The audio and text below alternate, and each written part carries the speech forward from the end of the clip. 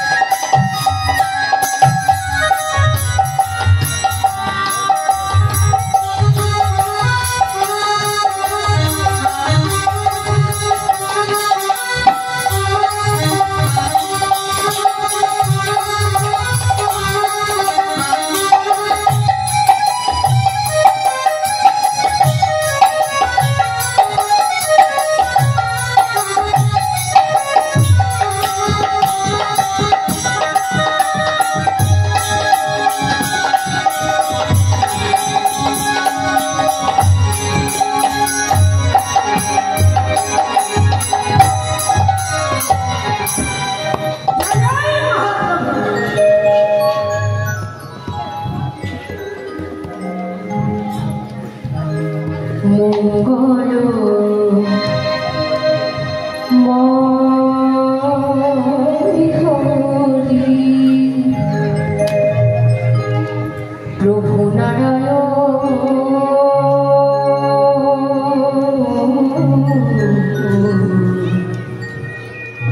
দিবানিশি তোমারে করি গো শরণ মঙ্গল হরি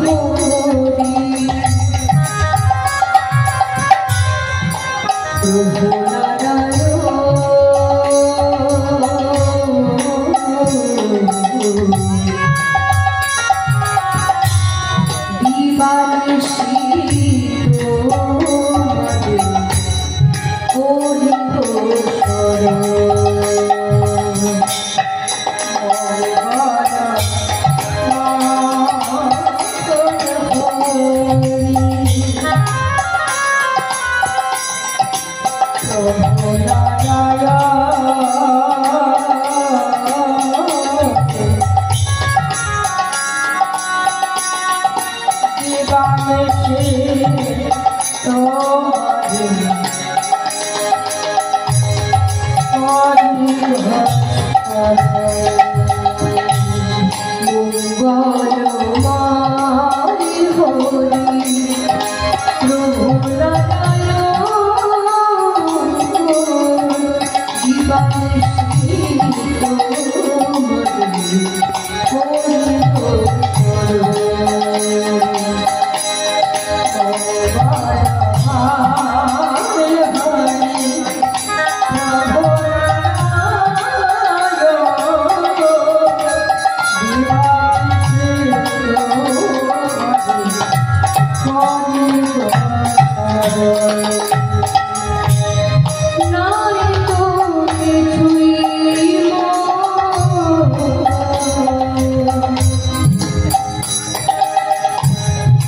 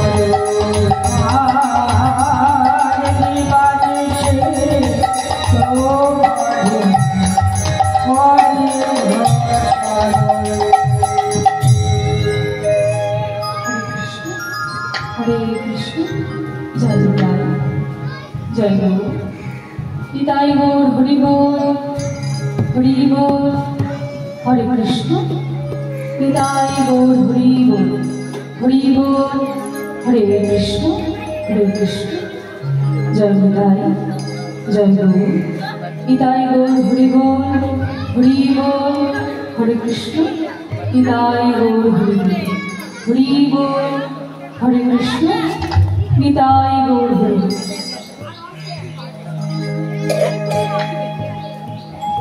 হরে কৃষ্ণ জয় নিতাই জয় গৌর নিতাই গৌর হরি বল হরে কৃষ্ণ নিতাই গৌর হরি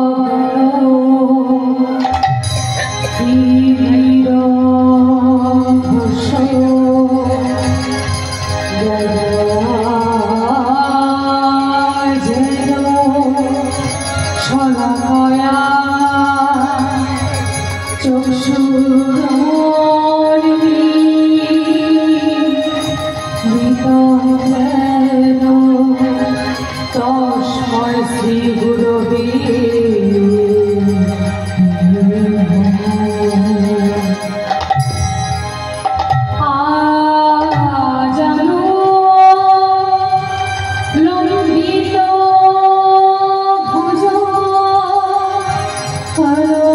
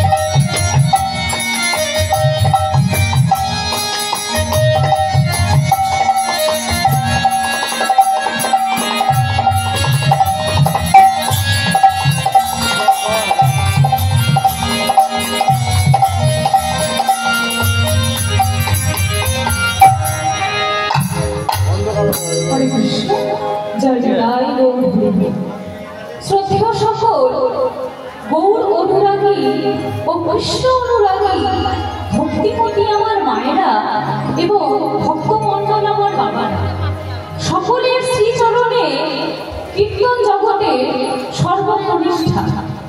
জ্ঞানহীনা ভক্তিহীনা কৃষ্ণপ্রেম মাধুর্যহীনা আমি পরমদিনা রাখিমণ্ডল ও আমার ক্ষুদ্র সম্প্রদায়ের পক্ষ থেকে সকলকে শত সহস্র কোটি প্রণাম।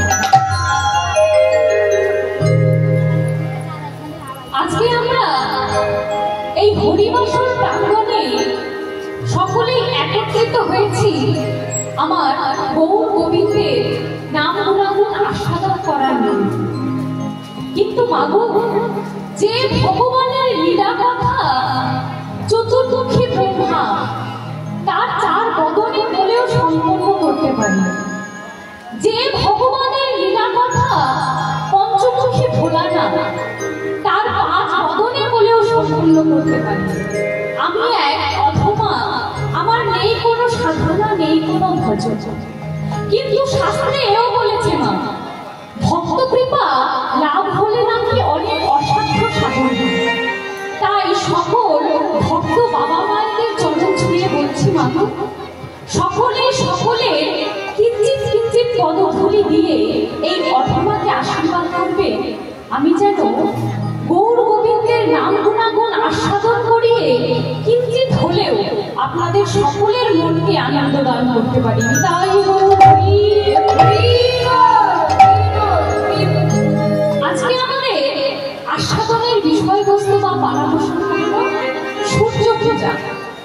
প্রথমে আমরা আস্বাদন করব গৌর চন্দ্রিকা, তারপরে সেই গৌর চাঁদের কৃপা নিয়ে আমরা প্রবেশ করব মধুময় শ্রীধাম বৃন্দাবন।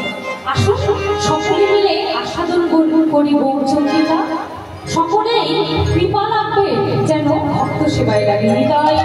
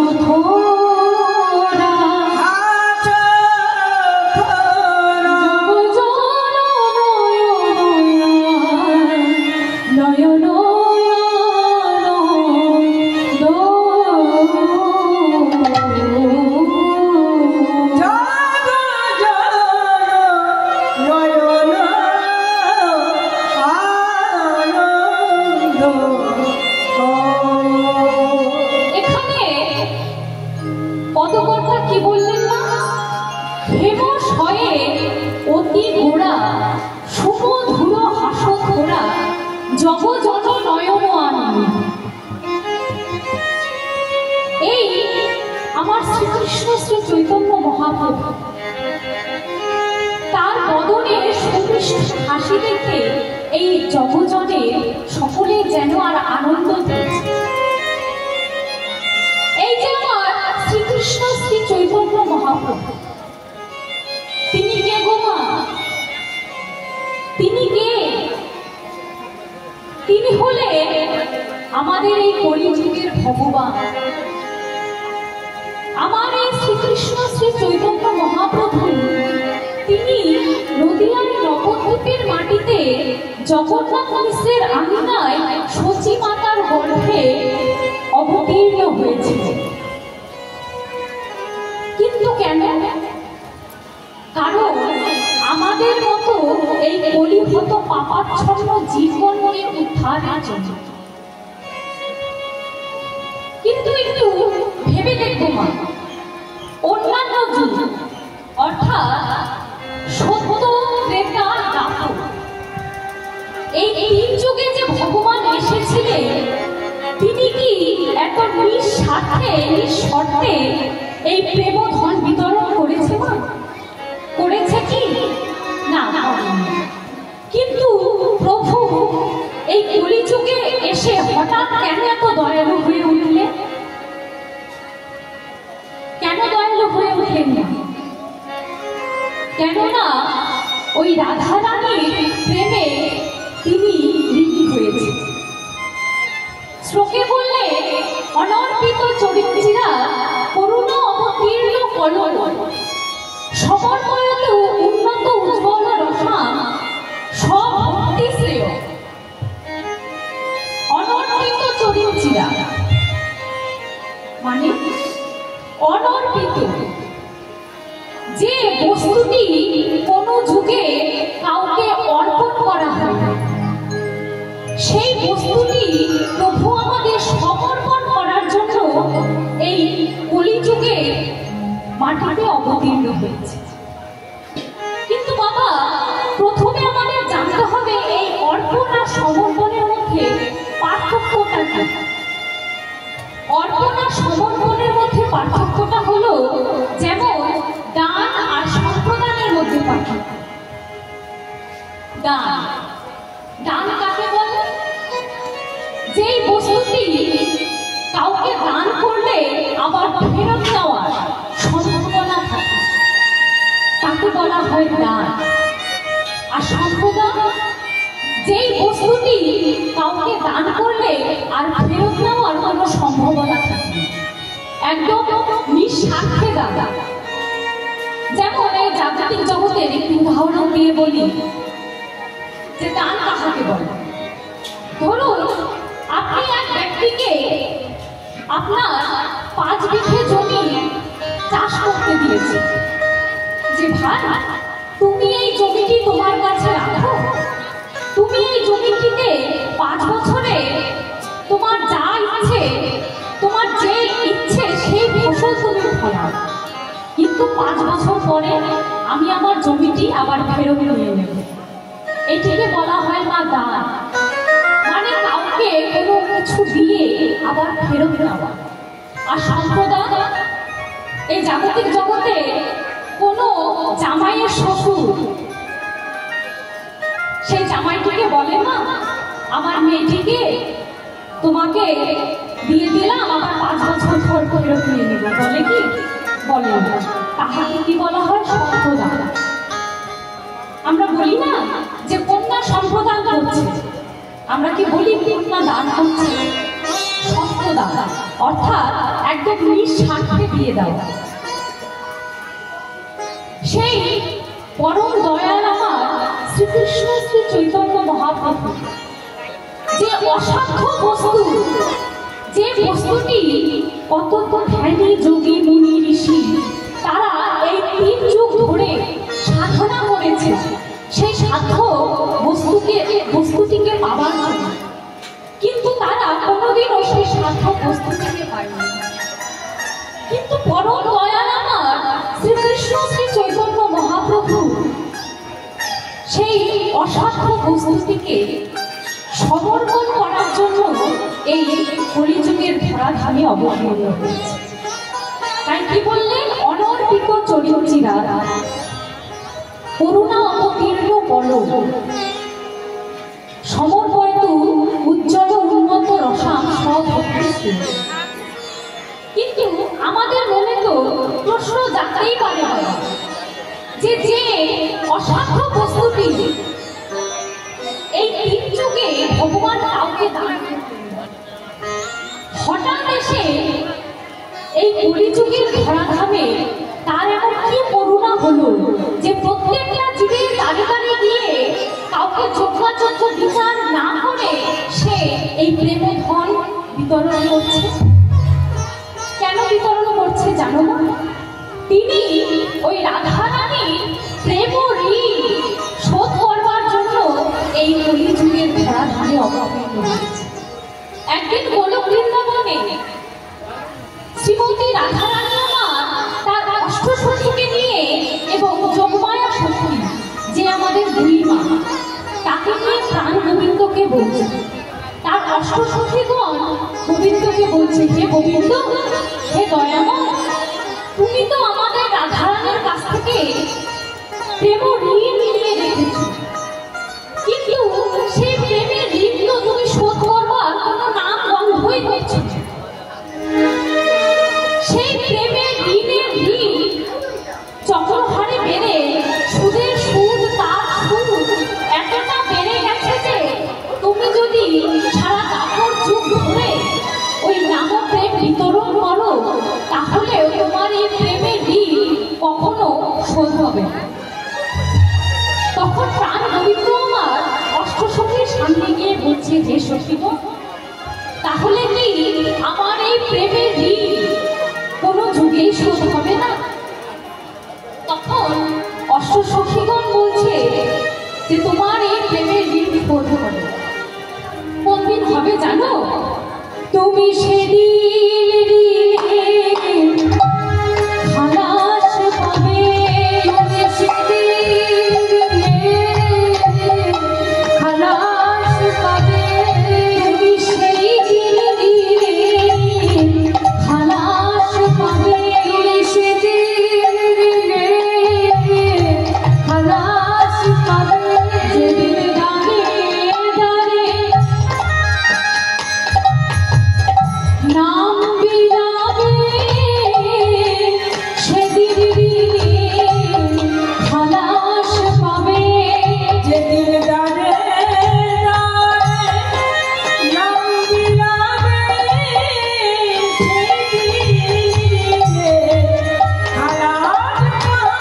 বলছে গোবিন্দ, তুমি এই ঋণের হাত থেকে মুক্তি পাবে। তার একটাই কারণ, কি কারণ জানো গোবিন্দ? যেদিন তুমি ওই কলিযুগে ধরাধামে অবতীর্ণ হয়ে সকলের গানে গানে গিয়ে কাউকে যজ্ঞাযোগ্য বিচার না করে এই নাম প্রেম বিতরণ করবে, সেদিন তুমি এই প্রেমের ঋণের হাত থেকে মুক্তি পাবে। আর কি করবে জানো গোবিন্দ? ও সে ব্রহ্মার দুর্লভ গোলকের প্রেম, ব্রহ্মার দুর্লভ গোলকের প্রেম, ব্রহ্মার দুর্লভ গোলকের প্রেম, ব্রহ্মার দুর্লভ গোলকের প্রেম, অযাচকে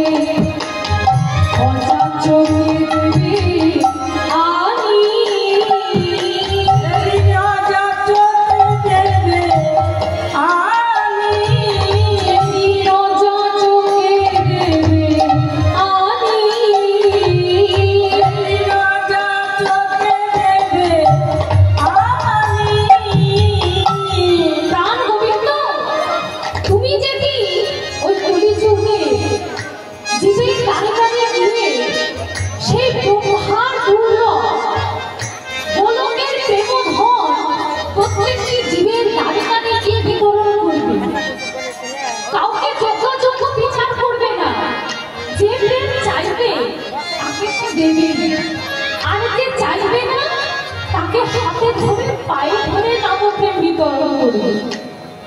কেন বাবা? বৈকুণ্ঠের পথে যখন প্রভু যাচ্ছিলেন, মনের ভাব প্রভুর কাছে কি প্রেম চেয়েছিল? চাইলেন। কালকে আমরা গৌরলীলায় শুনেছি, সেই জগাই মাধায় তারা কি এই প্রেমধন চেয়েছিল?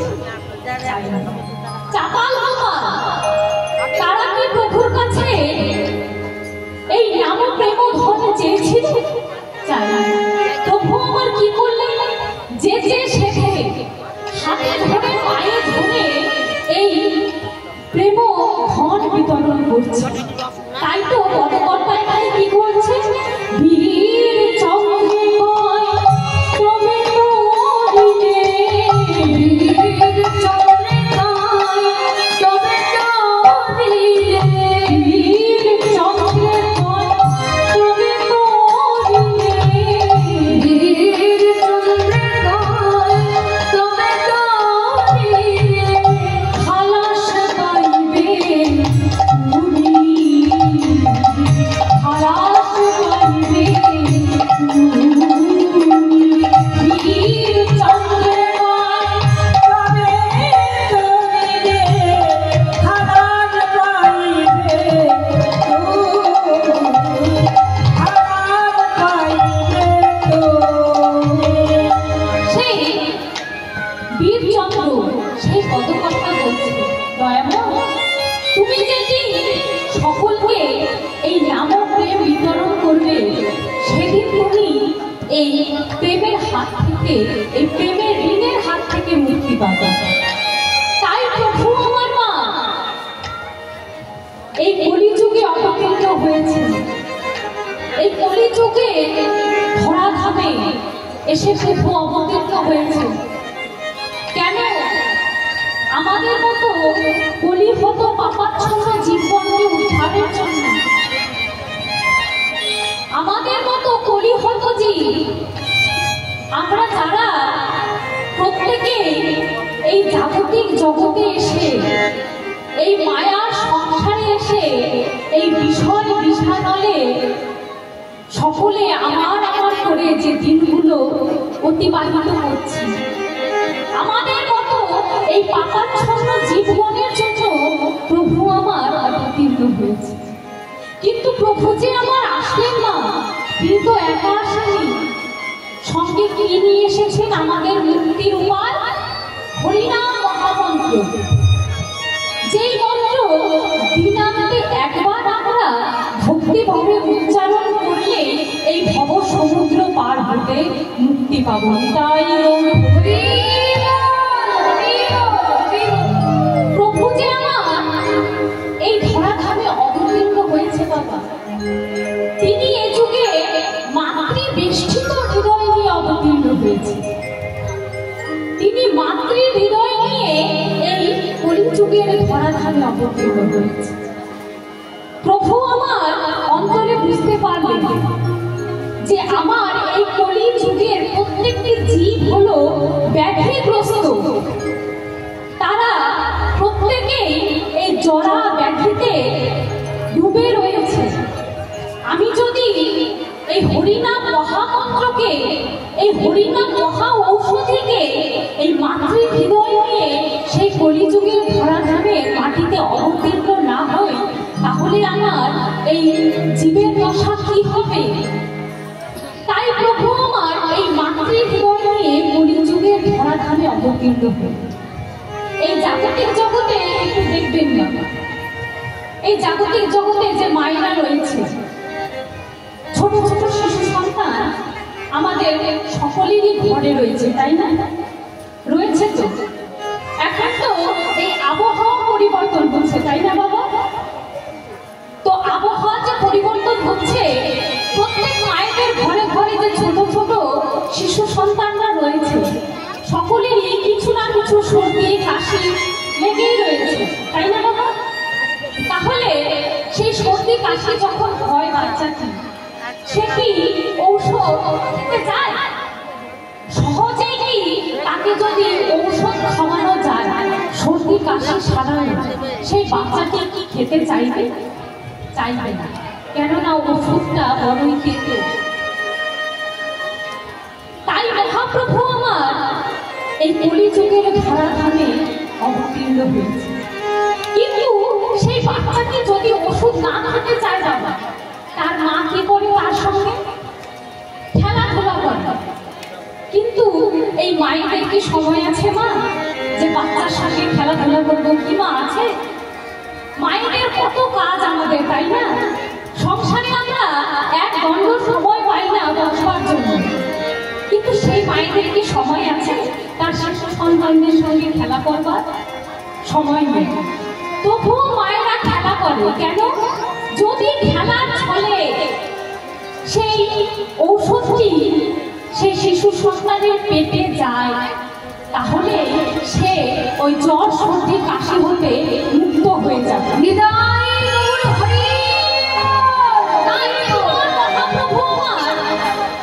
খেলার ছলে আজকে আমাদের জন্য হরিনাম মহা ঔষধি এনেছে। তাই তো পদকর্তায় খালি কি বললেন বাবা? হরিনাম মহা ঔষধি,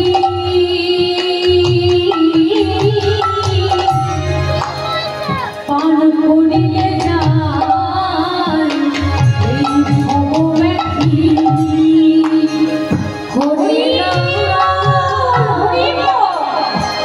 মহা ঔষধি, পান করিলে যায় ভবব্যাধি। হরিনাম মহা ঔষধি,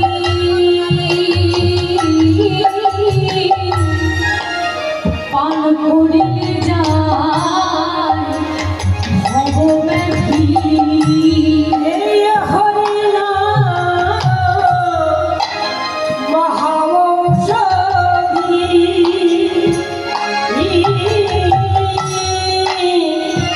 পান করিলে যায় ভবব্যাধি। যার লাগি চৈতন্য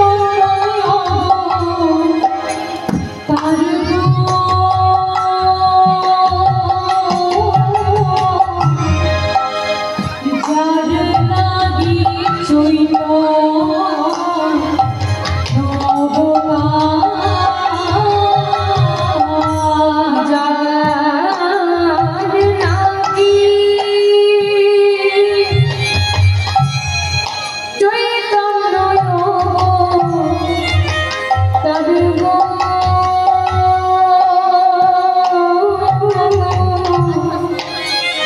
যার লাগি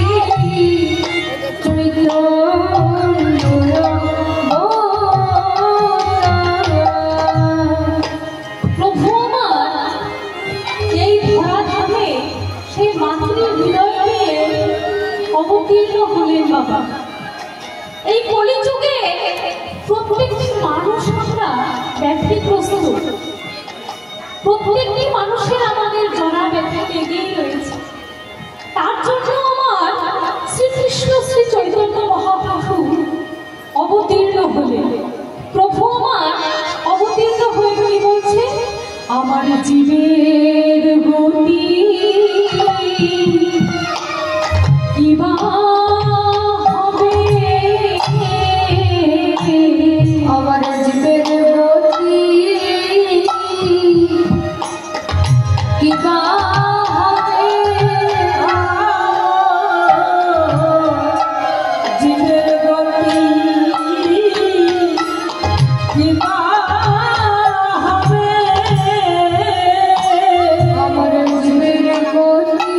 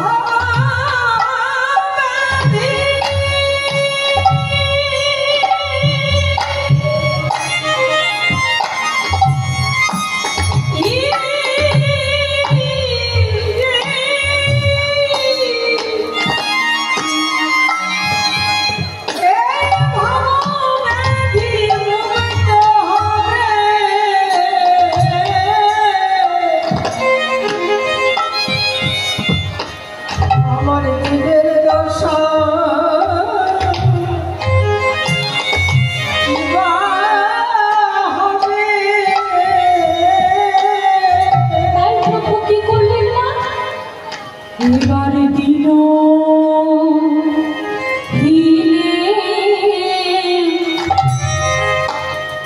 ভক্তি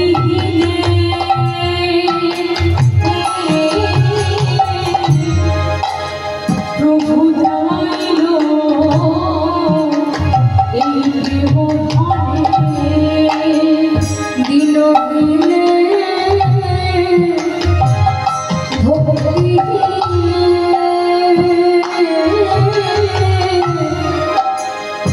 দেওয়াইল প্রেম ধনে কি বাতা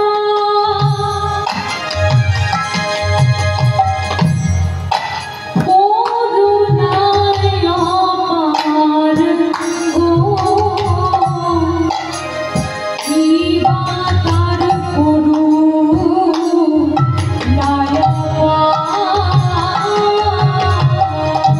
আরে কি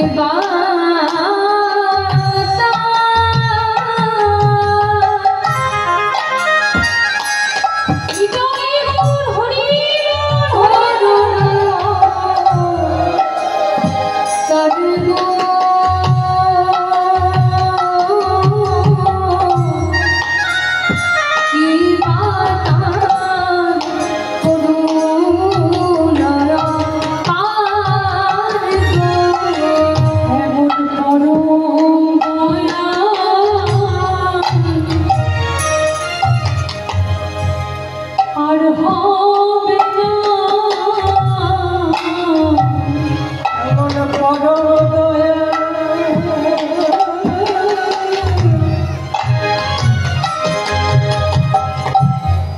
আর হবে না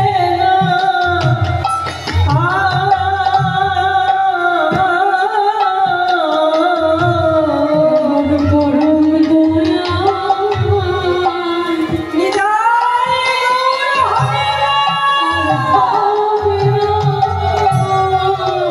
এমন পরম দয়া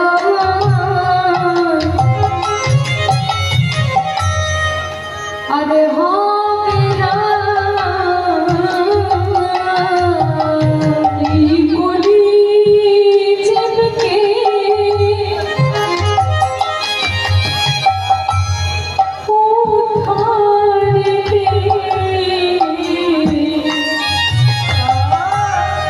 এমন পরম দয়া আর হবে না এই কলি জীবকে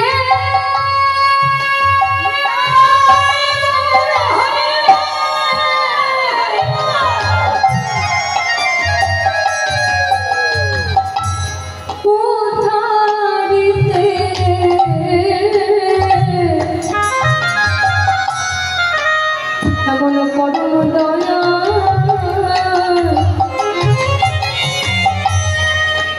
আরে হবে না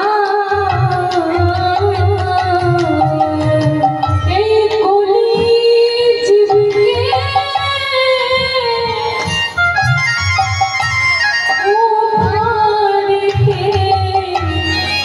এই ভক্ত কলি যুগ আছে এই কলি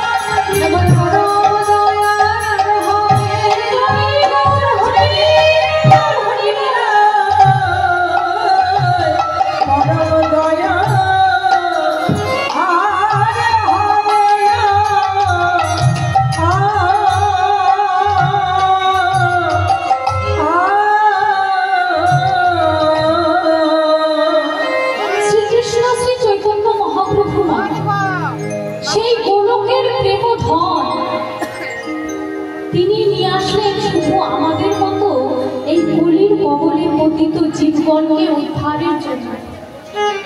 একটু ভেবে দেখো বাবা, আমরা কেউ যদি ভালো থাকতে শুরু করি তাহলে আমরা কি খারাপের দিকে যেতে চাইবো?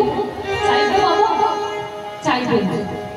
তো প্রভু আমার আর যে সত্য ত্রেতা দাপর যুগে অবতীর্ণ হয়েছিলেন, তারপরে ছিল রাজবেশ। তিনি অবতীর্ণ হয়েছিলেন রাজগৃহে, কিন্তু আমাদের মতো এই কলিহত পাপাচ্ছন্ন জীবনকে উদ্ধারের জন্য প্রভু সেই রাজবেশ রাজগৃহ ত্যাগ করে শুধুমাত্র একটি কাঙালের বেশ ধারণ করে সমস্ত জীবের দাঁড়ে দাঁড়িয়ে নিয়ে কি করছে মা? হরিনাম বিতরণ করছে।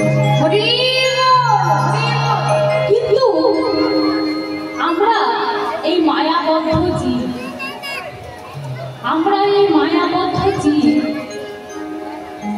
যখন সেই মাতৃগর্ভে বাবা অষ্টপাশ বন্ধনে ছিলাম, তখন প্রভুর কাছে করজোড় করে মিনতি করেছি যে হে দয়াময়, তুমি আমায় এই জঠর যন্ত্রণা থেকে মুক্ত করো। ওই ধরাধামে গিয়ে শুধু তোমার নাম গুণ কি বলে এসেছিলাম মা? কৃষ্ণ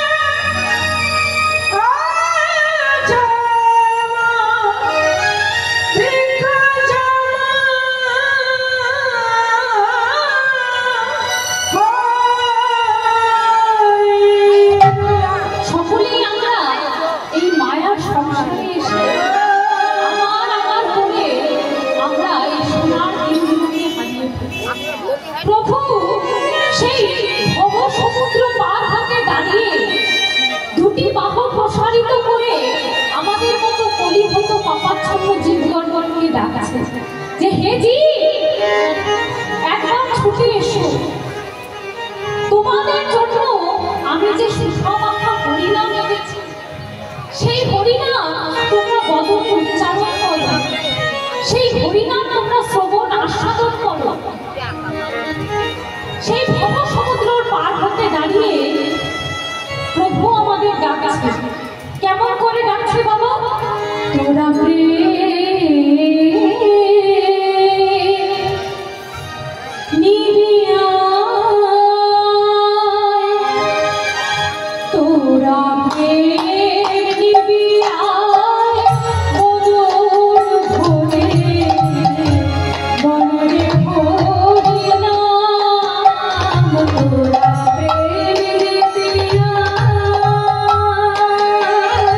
তোরা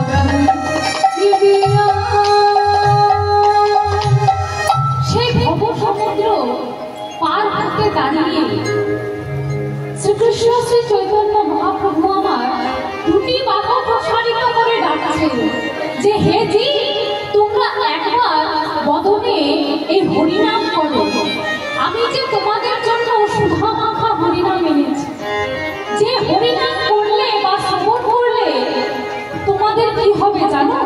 তোমরা এই ভব সমুদ্র হতে অনায়াসে পার হয়ে যাবে। নিতাই গৌর হরি বল, হরি বল, হরি বল। প্রভু আমাদের জন্য এই সুধা মাখা হরিনাম নিয়ে এসেছে। এই হরিনাম আমরা দিনান্তে একবারও বদলে উচ্চারণ করলে এই কিতাব জ্বালা থেকে মুক্তি পাবো, এই ভব সমুদ্র পার হতে আমরা মুক্তি পাবো। এই প্রভুর দেওয়া এই হরিনাম বদলে উচ্চারণ করব। প্রভু যে হরিনাম এনেছে না, প্রভু যে আমাদের জন্য হরিনাম এনেছে, এই হরিনাম জপ করলে কি হয় জানো বাবা? এই হরিনাম জপ করলে যে তিন যুগের দেবতা রয়েছে, কারা কারা? সত্যত্রেতা দাপর যুগের যে ভগবান, কারা মা? সত্য যুগের ভগবানকে বিষ্ণু ভগবান বা নারায়ণ, তাই না বাবা? ত্রেতা যুগের ভগবান শ্রী রামচন্দ্র, আর দাপর যুগের শ্রীকৃষ্ণ, তাই না? তাহলে এই যে হরে কৃষ্ণ, হরে কৃষ্ণ হরে কৃষ্ণ, কৃষ্ণ কৃষ্ণ হরে হরে, হরে রাম রাম রাম হরে হরে, এই মহামন্ত্রটি উচ্চারণ করলে আমাদের ওই তিন যুগের ভগবানকে একসঙ্গে উপাসনা করা হয়। কেমন করে? হরে কৃষ্ণ, সত্য যুগের ভগবান কে বাবা? নারায়ণ, তাই না? তাকে কি বলা হয়? হরি, হরিও বলা হয় তো। তাহলে কি এখানে হরে কৃষ্ণ, সেই হরি বাংলা ভাষায় ব্যাকরণের সম্বন্ধ হয়ে এসেছে হরে। তাহলে সেই সত্য যুগের ভগবান হচ্ছে হরি, তাহলে কি হচ্ছে? হরে কৃষ্ণ। কৃষ্ণ যুগের ভগবান, দাপর যুগের ভগবানকে শ্রীকৃষ্ণ, তাই না বাবা? তাহলে এখানে কি হচ্ছে? হরে কৃষ্ণ, হরে কৃষ্ণ হরে কৃষ্ণ, কৃষ্ণ কৃষ্ণ হরে হরে, হরে রাম। রাম কোন যুগের ভগবান বাবা? ত্রেতা যুগের, তাই না? তাহলে এই মহামন্ত্র উচ্চারণ করলে আমাদের একসঙ্গে ওই তিন যুগের ভগবানকে উপাসনা করা। তাহলে কি আমরা সকলে মিলে প্রভুর দেওয়া ওই হরিনাম মহামন্ত্র কি সকল মায়েরা বাবারা হাতে করতালি দিয়ে একটু সেই নামটি শোনাবো, হরিনামটি গাইবে তো? কি মায়েরা গাইবে তো? কি মায়েরা আপনারা গাইবেন তো? তাহলে দেখি দুটো বাহু উত্তোলন করবো তো, দেখি কারা কারা হরিনাম গাইবেন। নিতাই গৌর হরি বল, হরি বল। সবাই মিলে আমরা হাতে করতালি দিয়ে প্রভুর দেওয়া এই সুধামাখা হরিনাম এই হরিবাসর প্রাঙ্গণে এসে সকলেই বদলে উচ্চারণ করবো। হরি বল, হরি বল। হরে কৃষ্ণ কৃষ্ণ কৃষ্ণ হরে হরে, হরে রাম রাম রাম হরে হরে। সবাই কৃষ্ণ হরে কৃষ্ণ, কৃষ্ণ হরে হরে, হরে রাম হরে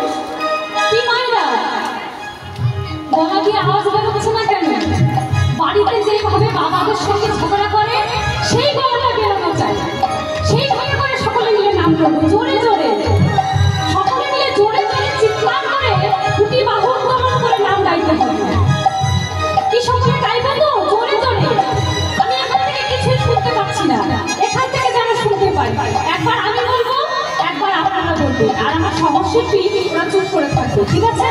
হবে তো? কি গাইবা তো সকলে? নিতাই গৌর হরি বল। হরে কৃষ্ণ হরে কৃষ্ণ কৃষ্ণ কৃষ্ণ হরে হরে হরে রাম হরে রাম রাম রাম হরে হরে সকলে মিলে কৃষ্ণ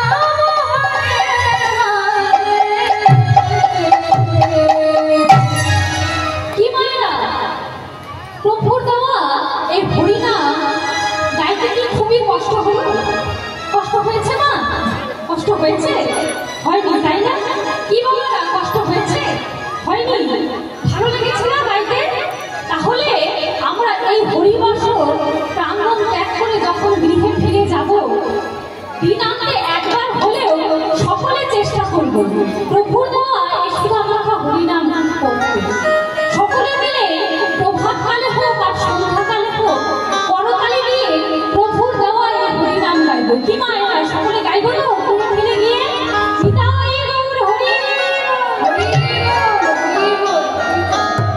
আজকে মহাপ্রভু আমার সেই ব্রজ ভাবে বিভাবিত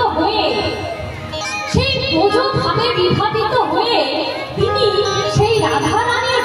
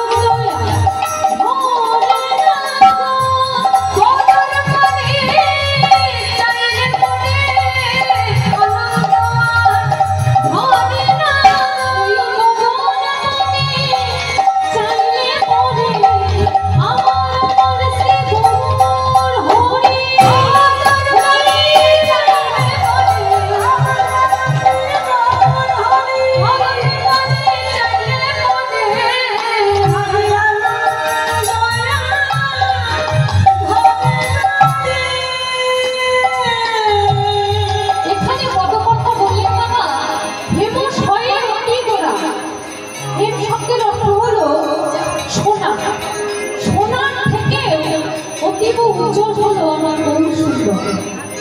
হেমশয়ে অতি গোরা সুমধুর হাসধুরা জগ জন নয়ন আনন্দ। আমার শ্রীমান মহাপ্রভু সেই উজ্জ্বল মুখমণ্ডলের দিকে তাকিয়ে এই জগজনের জগৎবাসী দেখছেন, সেই বদনে আবার সুনিষ্ঠ হাসি লেগে আছে। তা দেখে কি হচ্ছে না, তা দেখে এই জগজনের সকলের আনন্দ হচ্ছে। আর প্রভু আমার সেই রাধারানীর ভাবকে নিজ অঙ্গে ধারণ করে আর কি করছে বাবা,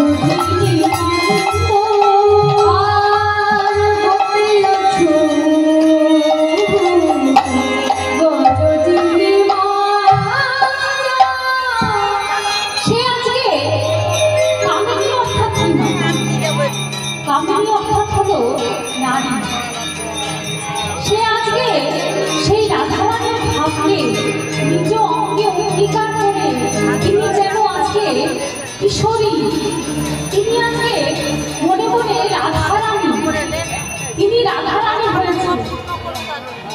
সেই রাধারানীর ভাবকে নিজ অঙ্গে কেন হবে না বাবা?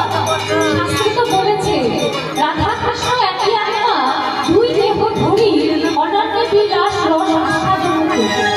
সেই দুই একই একে আমার চৈতন্য গোসাই ভাব রস আস্বাদিতে দোহে হইয়া কেন তিনি আজকে কিশোরী হবেন না? কেননা ইনি তো তিনি বাবা, ইনি তো সেই ব্রজেন্দ্র নন্দন, যে আমাদের এই কলিযুগে সচিষিত বন্ধু হয়ে তিনি আজকে মধ্যাহ্নকালে সেই শ্রীমতী রাধারানীর ভাবকে নিজ অঙ্গে ধারণ করে আর কি করছে মা? মা যদি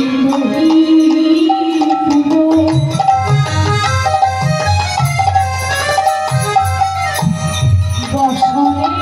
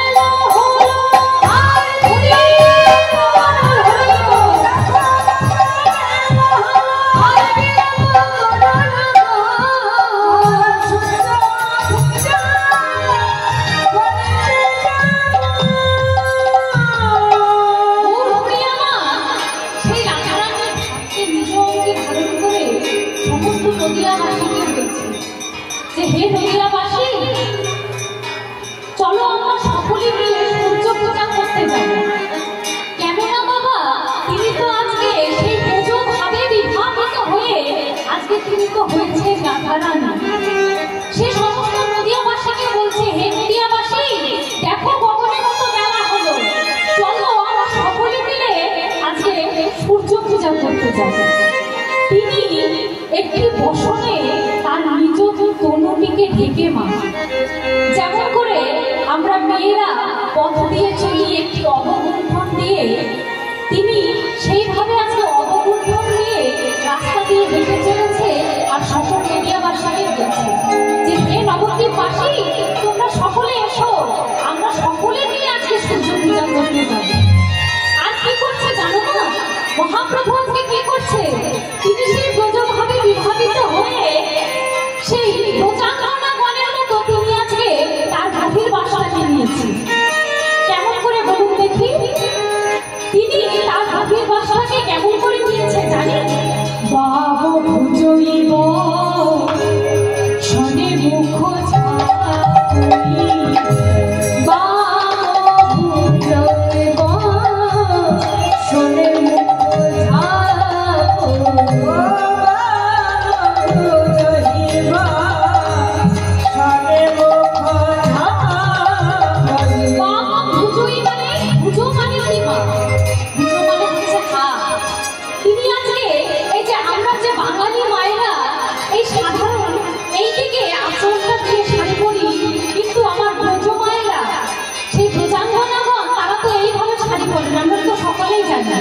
তারা কেমন করে শাড়ি পরে, তারা আঁচলটিকে ঘুরিয়ে এই সামনের দিকে নিয়ে আসে, তাই না? তো আজকে মহাপ্রভু সেই রাধারানীর মতো করে সেজেছে বাবা। তিনি কি করছে, এই বাম ভুজই বসনে মুখ ছাড়, অর্থাৎ এই রাধারানীর মতো করে তার গাভীর বাসাকে নিয়ে তিনি এই বাম ভুজ অর্থাৎ বাম হাত দিয়ে তার এই বদনখানা ঢেকে ঢেকে পথ দিয়ে চলেছেন। কেমন করে?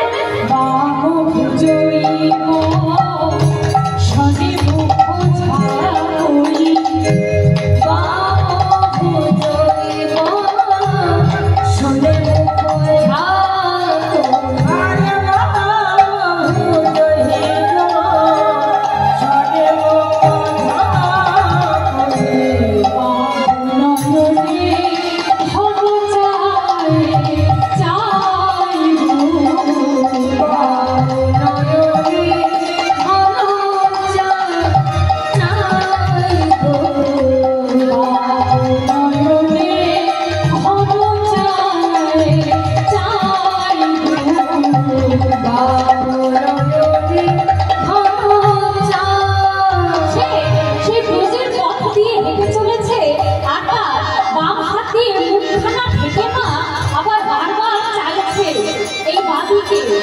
যে কেউ আমার প্রভুকে দেখছে কিনা।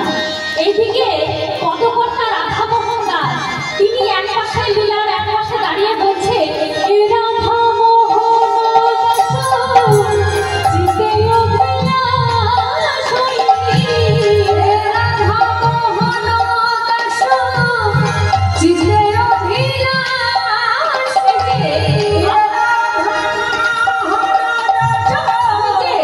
এতক্ষণ ধরে আপনাদের যে পথখানা আস্বাদন করালাম, গিয়ে শোনালাম, এই পথটি পদকর্তা হলে রাধামোহন দাস। এই রাধামোহন দাস, আমি এই নামটি যখন বলবো মা, আমরা সকলে মিলে বড়জোর করে প্রণাম করবো। কেননা তারা যদি এই পথখানা না লিখতেন, সেই রাধা কৃষ্ণের অপ্রাকৃত প্রেমময় লীলা তারা যদি তাদের পদের মধ্যে লিপিবদ্ধ না করতেন, তাহলে কি আমাদের মতন এই কলিহত সাধারণ জীব আমরা সেই রাধা কৃষ্ণের প্রেমময় লীলা জানতে পারতাম বাবা? জানতে পারতাম না। তাই যখন আমি নামখানা বলবো, সকলে মিলে আমরা বড়জোর করে তাকে শ্রদ্ধা বা প্রণাম জানাবো। গীতায় গৌর হরি